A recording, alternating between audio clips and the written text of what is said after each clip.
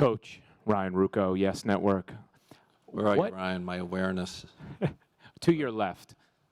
There you go. Maybe you guys can stand up. Yeah, sure. We'd be happy to. How would you describe the level of excitement, the energy you're feeling this day after the offseason you guys had, getting ready to finally now start officially on the floor together? Yeah, it's like the first day of school. You know, you're excited. Obviously, we have a new class, some new classmates that we've added to the team, and lost some guys, obviously. So that's always an exciting challenge, trying to figure out a new team and a new squad. So very excited. Obviously, we've added some talent. And I think it's great for the fans, great for the city, great challenge for us as an organization to keep moving up. Malika Andrews, ESPN. Kenny, is Kevin Durant going to travel with you all to China? To be determined. Let's see how that goes. I think that's up to rehab plan and where he is, et cetera, et cetera. So we'll see. Ian Begley, SNY. Hey, Kenny, Ian. hey, the Kyrie injury the other day, can you tell us a little bit more about that? And was he limited at all with practices or the games coming up? So Ian, you've probably played in a lot of pickup games, and stuff happens. I think took an inadvertent elbow, not a big thing. I'm not going to get into the details of the injury, but nothing serious. Coach. Hi, John. John Schumann, NBA.com. Does your job description change going forward? Why? From developing a young team to what you guys accomplished last year, now to a team with more expectations and different kinds of players? Yeah, like I said before, I just think it's a new challenge. I think we have our core values, our foundation of what we built. I don't see us veering from that, or me veering from my personality as a coach. I do think it's figuring this new team out, and that's an evolution. That's going to take time, but like I said, it's an exciting challenge. But I don't plan on changing just because the chess pieces have changed. I think it's similar philosophy. Figure out the players you have, and then put them in the best position to win ball games. Hey, Coach. Hey. Christian Winfield, New Hey, York Christian. Daily News. Yep. What is it? It's been Spencer, it's been D'Angelo for the little bit of time that he was here. Jeremy was here. First part of this question is, what is it in your background that has enabled you to have so much success with point guards? I've had the luck and the opportunity to coach good players. Jeff Teague. I think of all the point guards that I think it's a little bit of luck. Having the right guys, and then I think getting that chemistry and that trust, whether you're an assistant coach or head coach, and also I think understanding how important that position is. I think that's I talk to our guys all the time. You're the quarterback of the team, and it's arguably the most important position in basketball today. So understanding that and supporting that, and also being a former point guard myself, not nearly at the level of any of those guys, but having kind of an understanding of what that position means. I think that's part of it. And I guess the second part of my question is, are there any challenges that Kyrie brings when you have a player as talented as he is? Are there any challenges that he poses to you from a coaching perspective? Yeah, I don't know if challenges the challenge is the right word, but figuring out how to put him in the best position to keep improving, and that's the challenge, right? When you're reaching an elite level, now there's another level to go to, and I think that's the challenge, to push him to even to become better, and I'm excited about that. Kenny, Brian Lewis. Hey, Brian.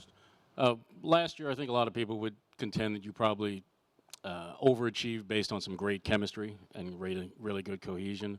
I'm curious, when you're adding players obviously as talented as some of the ones that you're adding, but you're also losing a lot of veteran leaders that you had, and you're bringing in how should I say, outsized personas, guys with some pretty strong ideas and strong personalities. How much, I guess, angst do you have about where your chemistry is going to be and the efforts that you're going to have to do to make sure that it's Yeah, maintaining the kind of chemistry that you want? No, I look at it. It's like a wonderful challenge. Like that's the really fun part of being a coach is how to get all these pieces to work together. You know, there's obviously I thought we did as a coaching staff we did a good job getting you know, those guys to play together last year and create that great chemistry, which I think, like you said, helped them maybe overachieve a little bit. But I think it's the same challenge with these guys and a fun challenge. And I can't tell you what that's going to look like right now. I've got to get to know these guys better, but I'm excited about it. Kenny, Gerard Hector, BSO. Yes. So players often talk about the summertime where they go and work on their game and get better and bring back something new. For you and the coaching staff, obviously you've got your core philosophy, but what did you guys sort of sharpen and work on this summer, and what can you tell us about the conversations about the new opportunities you're going to have with your new guys? That's a great question. I think we always talk in terms of the players, but I think when you're trying to build a high performance culture, you know, a high performance, that includes everybody in the organization, from Sean to me to assistant coaches to performance team, medical staff. I think we're working on our games, and that permeates through the organization. So, and I think that's a fun way to do it. I know we, as a coaching staff, we're going to change some things. I can even tell you, you know, training camp. You know, we've already tweaked some things, and philosophically. You'll see some tweaks. I'm not going to tell you what they are or tell our opponents what they are, but I think you have to change. You have to be able to adapt. You have to be flexible. In this league, if you stay the same, you know, teams are going to pass you. So, all that being said, we have to keep our foundation and our core values intact to continue to improve. Steve Lichtenstein, WFN. Steve, how you doing? All right. We've talked before about the incredible patience you've shown through the first few years here. Now that the expectations are a little bit different, do you think that has to change?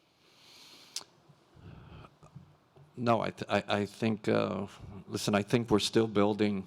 You know, you say the roster's changed, and you know, and I'm glad no one's asked it yet, but I've never come up here and said, hey, here's the win total, you know, the Nets are going to have for this year. I think we understand there's expectations.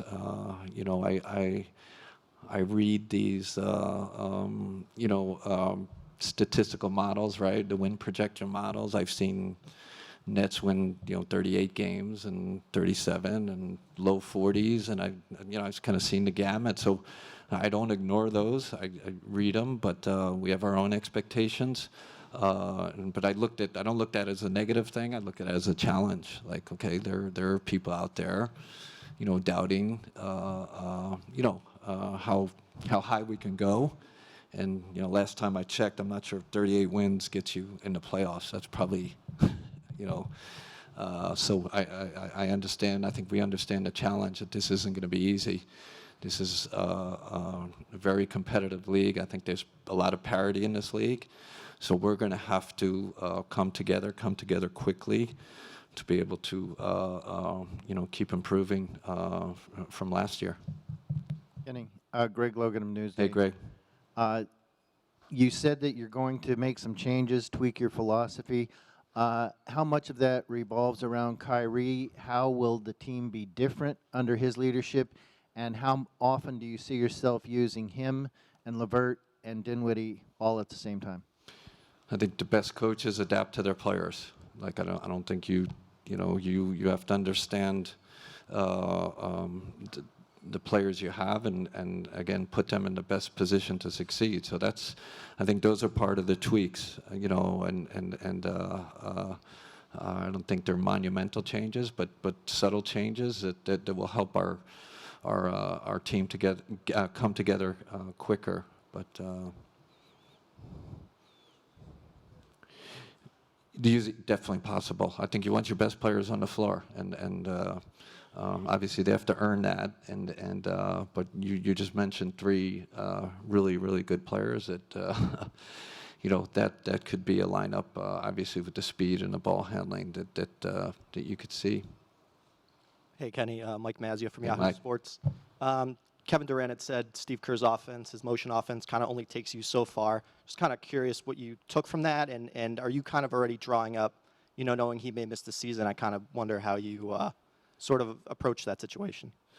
Yeah, I vaguely heard about that quote, and listen, I have tremendous respect for Steve and what he's done, and great offensive coach, great coach. So I also respect Kevin's opinion on that. But like I said, we're really going to have to figure out when Kevin plays how to put him in the best position. I can't get on a whiteboard right now and draw it up and show you what it looks like. But I think that's going to be a lot of conversations with the staff, with Kevin, seeing where he's been successful in the past and putting it in our own system. So again, a challenge to see if we can, because I think you want a player comfortable in your system. So that's going to be a challenge for us. How do you balance that with the fact that he may not play? Who knows? You might have. Yeah, no, I think with Kevin, I think that is, it's not out of your mind. I think it's a little bit in the back of my mind. It's always there because he's coming back and he's going to come back as a great player. So it's here. But I think first and foremost is the team that's healthy right now, and you're gonna throw out day one, game one. So that's more in the forefront. But it's definitely in my mind. Hey, Coach. Stephen Bondi, New York Steph. Daily News. Hey, you've been able to spend more time with Kyrie lately. How is that relationship evolving? Obviously, it's not out where it's going to be eventually. But what's your impressions of him and his desire to be coached and all that stuff? Yeah, No, it's been, as good as it can be. I just think the off season is a great time to get to know not only the player and the basketball part, but the person and I think it's a slow process, a building process, but I'm really pleased where it is right now. Again, it's early. We've had great basketball conversations, but maybe more importantly, great life conversations. And and from a kind of basketball standpoint, that little I've seen with pickup games, and very impressed with first of all the work capacity, the work ethic is a reason he's a great player, and people they talk about talent, but they forget about the work part. So the work part, and then the understanding of the game, the basketball IQ is at a very, very, very high level. So it's exciting, and I can't wait to see where that relationship goes. But it really got off to a great start, and the real test is when the pressure of games comes and all that stuff. That we all know that's the real test of relationship. Hey, Coach, Adam Zagoria from Yeah. Forbes. How you doing? Just to kind of follow on Mike's question, with Kevin, what do you expect he can kind of bring this season, not playing to practice and being around the team? And is it almost like having a Maserati or Porsche in your garage that you can't use until next year? What's that feeling like? Yeah, I think his presence when he walks into a room and when he walks into this facility from really, free agency, when he walked in the room, it's just a different vibe. I think we all know his background, how great a player he is, and all the great things he's done. And so that presence, it changes things. There's a different aura, and I think it's going to elevate all of our games. So I think he's going to help our our other players get better, his teammates get better. But I think he's going to help our coaching staff get better. I think that's. I always say players know more than coaches, and I really believe this. And then you talk about the elite players; they know a ton about this game. They've been through the really high pressure situation. So, already we've had some great basketball conversations, and I'm really looking forward to that this year. It's a kind of going to be a great segue to when he actually can play. Kenny, Bob Windrum, Hey, Bob. Nets Daily. Who on your roster has surprised you? Who on the roster has surprised you, both returning players and some of the new guys, since you have 8 of them? Oh, that's a tough question. Can we wait till like 2 weeks at training? No. I can't wait. I have to give you an answer. Oh man, listen, I was really pleased with harken to summer league. Like Jared Allen, first of all, that the guy wanted to play summer league and wanted to improve. Third year out, a lot of guys don't want to play. They refuse to play. So I thought he took a step. He was one of the best players in summer league. You say, well, what's that worth? And I think it's worth a lot, personally. Brodie obviously played summer league. I thought he improved. And then, Musa has shown real progress, and that's carried over to, kind of the preseason workouts. Those guys have raised their level. Karras obviously is another guy that we're looking to have make a jump, and I think he's heading in that direction. And Theo Pinson, quite honestly, I don't, and Theo knows this. He summer league didn't have the greatest summer league, but in preseason workouts, he's been really playing at a high level. But again, to be confirmed, Bob, right? Like let's when the lights come on, but we definitely need our young guys to step up. We're going to talk about Kevin and Kyrie a lot, but who's going to make that jump? I think that's a challenge for our young players, and also a challenge for the coaching staff to push these guys to another level. Kenny, you've said in the past, and other coaches have said, you don't really know a player until you get him in your program and you coach him. Sure. And obviously you haven't coached Kyrie or Kevin yet. Have you talked to any of your peers, any coaches, Yes. about what coaching those guys is like? Can you Yes. say anything about any of those conversations? Yeah, I don't think I want to divulge. I think that's the first. You do your due diligence, you do your background, you talk to coaches that have coached them. I think it, sometimes you go back to their high school coach, because you can learn things about a player. It's a great tool to help you coach a player better. Kenny, I'm curious. You talked about the young guys are going to be relied upon to take a step forward. I'm curious with Rodions. I don't know what you can share, what you can't share, but do you expect him to be available for you at the start of the season, or is that something you won't know? I guess he's due back in, 2 days before the opener? Yeah, no, I can't comment on any of that. I think we all understand the situation, what I can comment or not comment on. I just know that me and Brodie, we have a good relationship, and we talk a lot, and I think that's part of your job as a coach is to be a mentor and talk through on-court problems and off-court situations. So that's about all I can say to that. The rest kind of leave alone. Kenny, Tom Dowd, Nets.com. You've got the China trip coming up. How does that affect just your kind of traditional preseason planning, and how valuable is that for the players to have that experience together? I can't tell you how excited we are as a team, as an organization, to go to China. I think, I've been there a couple times. I think these type of trips can define you as a team. I think it brings you closer together. Obviously, we have it's a long trip, and you have to, there can be residual effects on that in terms of fatigue and everything. But the positives far outweigh any negative, and we've been gearing up for this for a long time. It's triple exciting.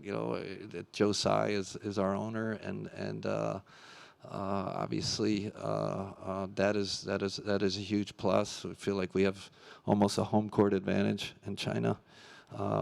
because of that and his understanding of how things work there. So we're raring to go. Can't wait to make that trip.